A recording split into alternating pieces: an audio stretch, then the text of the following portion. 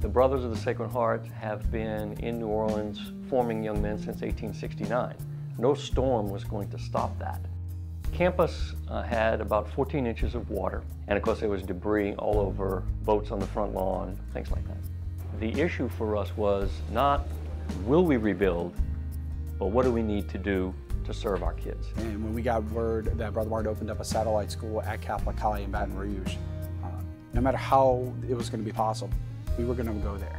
And they took care of us, and that's a lesson that I'll never forget, and probably a lesson which drew me back to be a teacher here. We wanted to reopen for the second semester of the 2005-2006 school year, and that's what we did. It was encouraging for us as neighbors in the community to see the school fully invested back in the neighborhood.